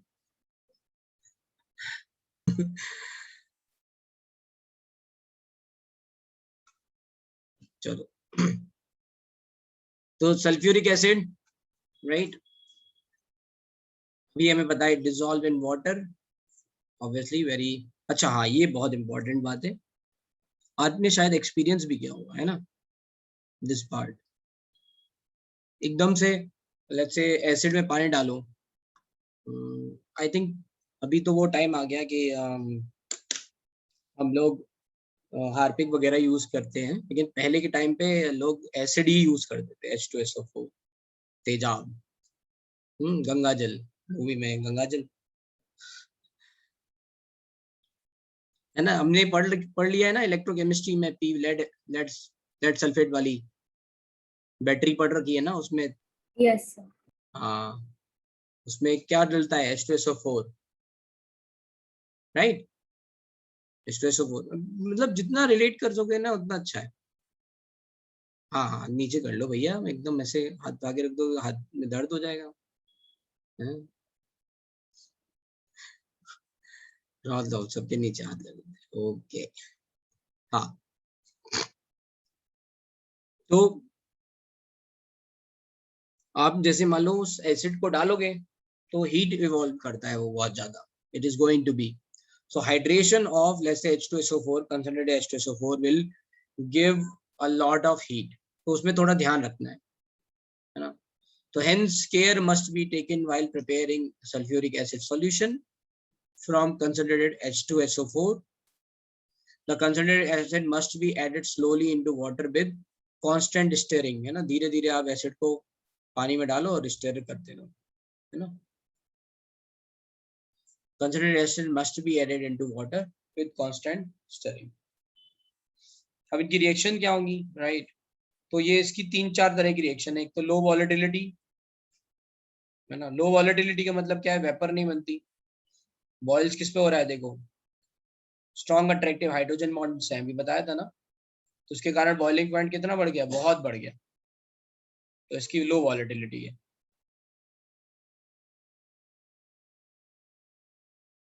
हाँ, वॉल्स ऑफ कंटेनर पे धीरे धीरे डालते हैं, वॉल्स ऑफ कंटेनर, हाँ ये बात इन्होंने लिखी नहीं है, आप वॉल्स ऑफ जैसे टेस्ट ट्यूब में लोगे ना तो उसमें धीरे धीरे आपको ग्लास की वॉल से ऐसे धीरे धीरे डालना है ताकि ये, राइट, ज्यादा से एकदम से हीट ना निकले, ठीक है, you just have to be careful. तो chemical reaction of acid is result of low volatility because of the high boiling point, strong acidic character, इसका के डिसोसिएशन कांस्टेंट बहुत ज्यादा है, फास्ट है, स्ट्रॉन्ग एफिनिटी टू वाटर मतलब dehydrating agent, and ability to act as oxidising agent, तो ये oxidising agent की तरह भी बिहेव करता है। बताओ SO4 2- अगर ऑक्सीडाइजिंग एजेंट की तरह बिहेव करेगा तो क्या बनाएगा, SO3 2- या H2OH2-, बताओ, दो ऑप्शन है, +6 से +4 में चला जाएगा कि +6 में ही रहेगा।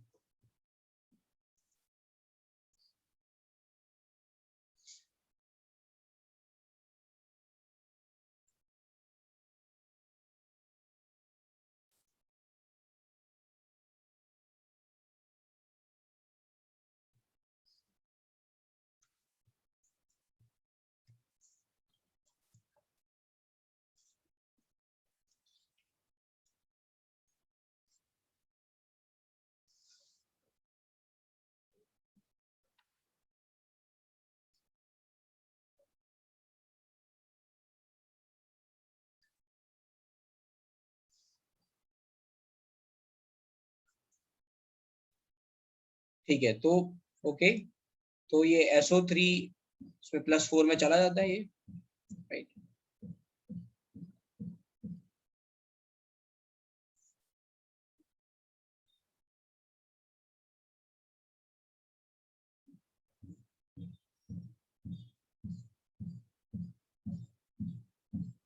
इसमें ना मल्टीपल रिएक्शन पॉसिबल है, मतलब ऐसा नहीं है कि यही होगा। CuSO4 बनता है Cu से, तो ये ऑक्सीडाइजिंग एजेंट की तक का मतलब है, ये तो ऑक्सीडाइज कर देगा और ये +4 में जाएगा, SO2 में जा सकता है, SO2 टाइप में। So it is going to be SO3 2- और you can say SO2 उसमें जाएगा।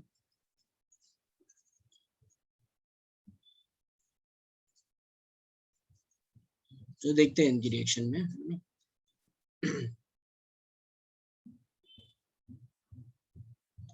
नेक्वस सॉल्यूशन तो ये हमें पता है, H2SO4 की रिएक्शन वाटर के साथ होगी, तो ये है ना H+ दे रहा है, and you can see Ka1 is very higher than 10, तो बहुत ज्यादा है।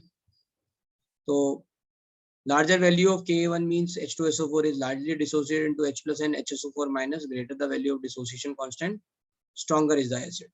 ठीक है, Ka ज्यादा, stronger acid। ठीक है, forms two series of salt, normal salt such as sodium sulfate and copper sulfate, and acidic salt means NaHSO4 type hydrogen sulfate। Sulfuric acid, because of its low volatility, can be used to manufacture more volatile acids and their corresponding salts। ठीक है, तो from their corresponding salt, यही मैं बता रहा था। NaCl की अगर H2SO4 से रिएक्शन होगी, तो अगर हम हीट करेंगे तो HCl तो उड़ के चला जाएगा, हम we can separate easily, और H2SO4 की लो वॉलेटिलिटी है ना, सॉरी यहाँ पे आ जाएगा Na2SO4। H2SO4 की लो वॉलेटिलिटी है, तो इसकी वेपर जल्दी बनेगी नहीं, HCl की वेपर बनेगी, तो we can separate with this method, है ना। तो वो लो वॉलेटिलिटी का यहाँ पे यूज आ गया। इसमें एक बात याद रखनी है कि यहाँ पे जो जनरली एसिड बन पाते हैं वो कौन कौन से, HCl और HF जल्दी बन जाते हैं। ठीक है, HBr और HI we can not prepare from H2SO4। Reason क्या है? Because H2SO4 is a good oxidising agent, और I- जो है वो आसानी से ऑक्सीडाइज हो जाता है, तो देयर इज अ पॉसिबिलिटी कि I- I2 में चला जाए, तो you will not be getting HI।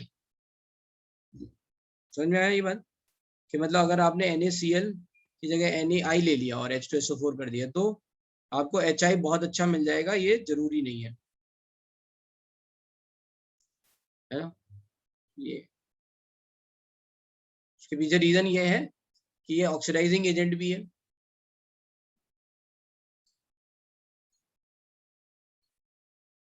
ना। ऑक्सीडाइजिंग एजेंट है, ये I- को I2 में कन्वर्ट करके रखेगा।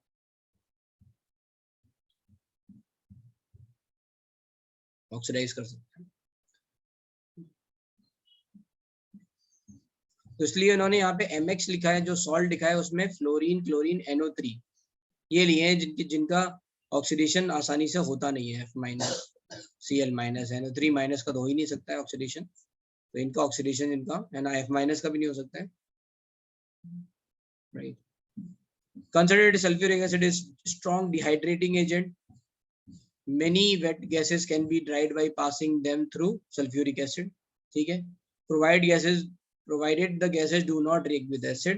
Sulfuric acid removes water from organic compound। It is evident from charring action on carbohydrate। मतलब शुगर में थोड़ा सा तेजाब डाल दो, है ना, ये H2SO4 सॉल्यूशन डाल, so you will be seeing some over here, ये इससे वाटर खींच ले जाएगा कार्बोहाइड्रेट से, क्या छोड़ देगा? चार्ड मतलब वो ब्लैक रेजिड्यू छूट जाएगा। तो ये कह रहे हैं कि ये evident from by its charring action on the carbohydrate। ठीक है, अब ये बात आ गई हॉट कंसंट्रेटेड सल्फ्यूरिक एसिड।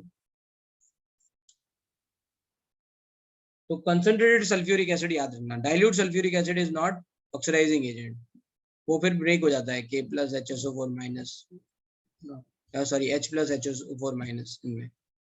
तो concentrated H2SO4 is strongly is moderately strong, let's say strong oxidizing agent।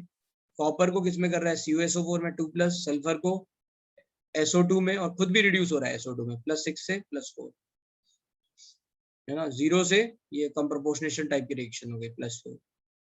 Carbon 0 से +4 ऑक्सीडाइज कर रहा है, खुद रिड्यूस हो रहा है। ठीक है, तो यूज क्या है, यूजेस क्या है, तो इसके 4 यूजेस थे। एक तो स्ट्रॉन्ग एसिड है ना, लो वॉलेटिलिटी है, डिहाइड्रेटिंग एजेंट है, ऑक्सीडाइजिंग एजेंट है। So sulfuric acid is very important industrial chemical. A nation's industrial strength can be judged by the quantity of sulfuric acid it produces and consumes. It is needed for manufacturing of hundreds of other compound is also in many industrial processes. आपने तो देखा ही होगा organic chemistry में H2SO4 का बहुत ज़्यादा use है. The bulk of sulfuric acid produced is used in the manufacturing of fertilizer. Other uses are in petroleum refining, manufacturing of pigments. ठीक है, ये पढ़ लेना, ठीक है, laboratory agent. Okay, I think आज के लिए काफी है, ये खत्म हो गया। हम 17th एल ग्रुप पढ़ेंगे, तो 15 16 पढ़ चुके हैं हम, तो अच्छे से रिवाइज कर लो। नेक्स्ट क्लास में मेरे हिसाब से हम इस वीक में शायद ये 16 17 18 और शायद बोरॉन या कार्बन फैमिली में एक आध कुछ कवर कर सकते हैं।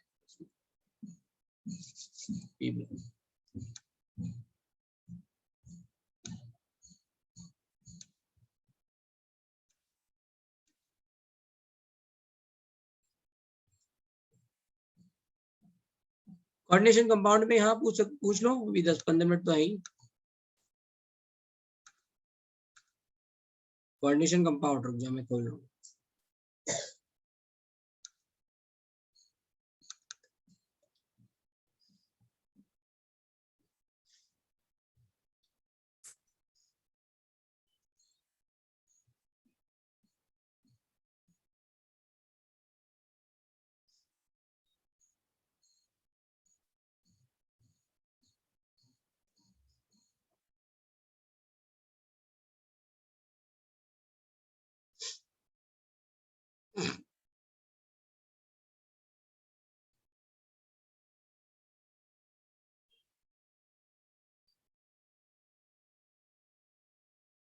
हाँ भाई, तो थोड़ा सा देख लेते हैं फिर, चलो टाइम है तो 15 मिनट का।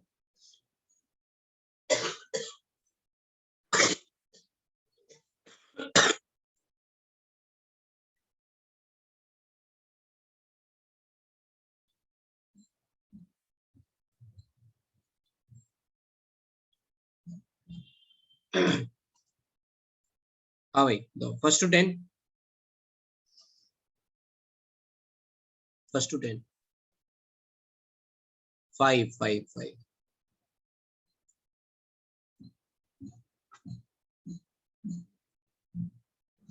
A solution containing 0.31 gram of chromium chloride .6H2 pass through a cation exchange reagent. cation exchange reagent का मतलब क्या है, को cation को exchange करते हैं, ठीक है, in the acid form and the acid liberated was titrated with the standard solution of KOH, NaOH.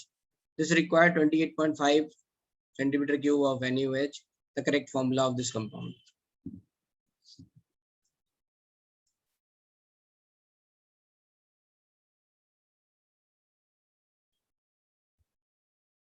Cation exchange acid in liberated in acidic form, the acid liberated was titrated.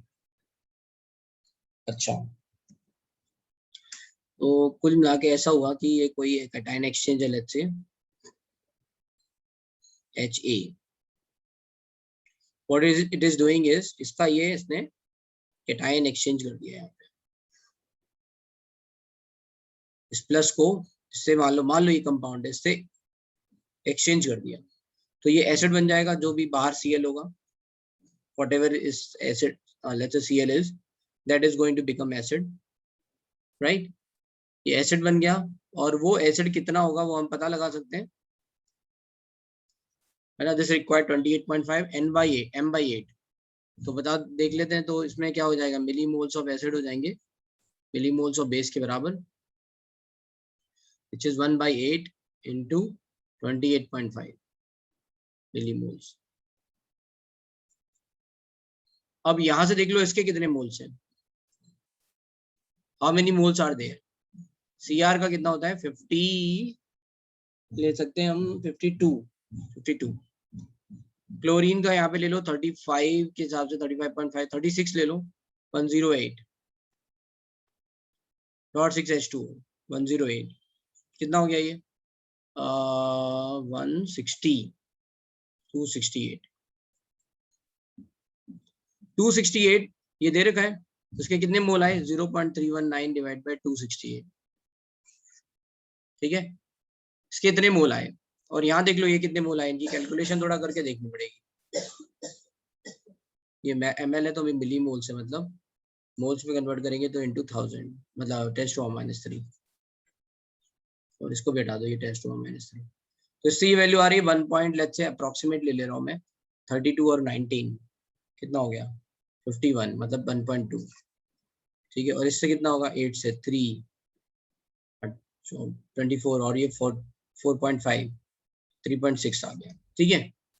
तो ये हो जाएगा 3.6 into 10⁻³ और ये हो जाएगा 1.2 into 10⁻²। इसका मतलब क्या है कि इसके एक मोल में ये 3 HCl बाहर की तरफ होंगे। तो ये हो गया आंसर ए, देख लो आंसर क्या है।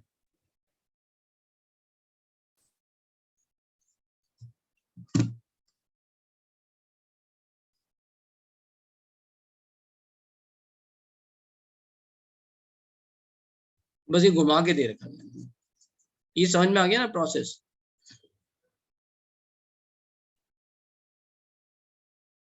हाँ ये नहीं ठीक है वो आंसर आ गया। अब ये देख लो ये प्रोसेस क्या देखा दे रखा था, एक बार फिर से देख लेते हैं। प्रोसेस में दे रखा है ये कोई कंपाउंड है, इसको कैटायन एक्सचेंज रीजन से डाला, एसिड बन गया है, एसिड को NaOH से टाइट्रेट कर लिया जस्ट टू चेक कि कितना एसिड रहा होगा। तो जितना है ना बिली इक्विवेलेंट एसिड के होंगे उतने बेस के होंगे, एसिड हमें पता है HCl है, तो बस निकाल लिया हमने कितने एसिड बने और ये कितने कितने LH मोल्स इसके लिए थे, आ गया आंसर। ठीक है भाई 10 तक और कोई डाउट टिल 10?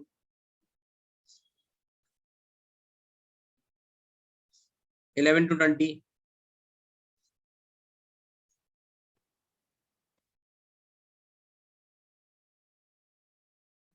11 13 11 में क्या दे रखा है A complex forms this match the following with appropriate color। अरे ये तो मैंने बताया ही था, ये स्ट्रॉन्गेस्ट है ना, स्ट्रॉन्गेस्ट है राइट, और ये वीकेस्ट है लिगेंड्स में Br-। ठीक है अब ये देख लो बिब्गियो,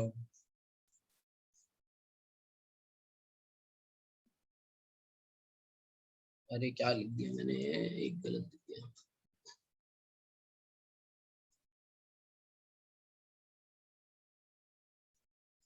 ठीक है। अब इसमें क्या करूं, कलर देख लो पहले कौन से दिख रहे हैं ना, match the complex with appropriate colour.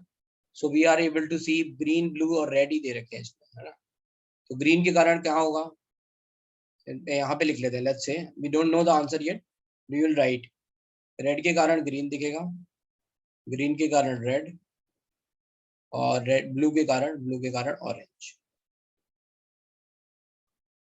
अब बताओ इन तीनों में सबसे ज्यादा लेमडा किसका है या सबसे कम लेमडा किसका है, ग्रीन वाले का, जिसका लेमडा कम उसकी एनर्जी ज्यादा, ग्रीन ऑरेंज रेड ये तीन दिख रहे हैं अभी, इन तीनों में सबसे कम लेमडा किसका है, इसका ग्रीन वाले का, मतलब स्ट्रॉन्गेस्ट वाला हमें ग्रीन एब्जॉर्ब करेगा और रेड दिखेगा।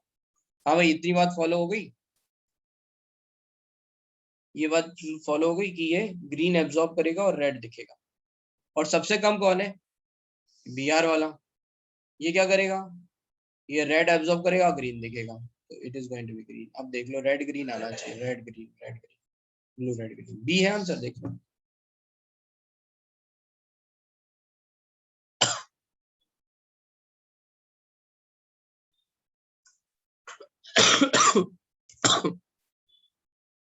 हाँ ठीक है इसमें लिखा है effective atomic number of this is, ये कह रहे हैं इसका EAN 35 है,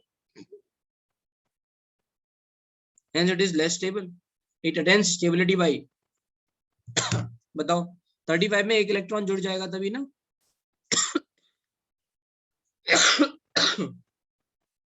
एक इलेक्ट्रॉन कैसे जुड़ेगा? Bye absorbing electron. कहीं पे ये लिखा हो CO होल 4 माइनस, ये लिखा था CO होल 4, इसकी ऑक्सीडेशन 0, इसकी -1, तो रिडक्शन हो गया कि नहीं?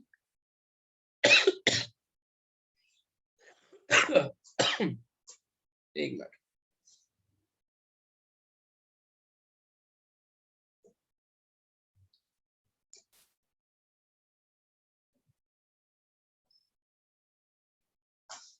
हाँ भाई ये समझ में आ गया, रिडक्शन ऑफ CO। ठीक है, अब ये तरीका हो गया, लेकिन अब फिर हमने ऑप्शन देखा कि C, तो यस डायमराइजेशन भी हो सकता है। हमने देखा था MnCO होल 5 कैसे बनता था, Mn2CO होल 9। तो सेम कॉन्सेप्ट है, हम ये कैन से कि ये डाइमर ट्राइमर कुछ करके ये ऐसा हो सकता है stable. Till 20 any other doubt?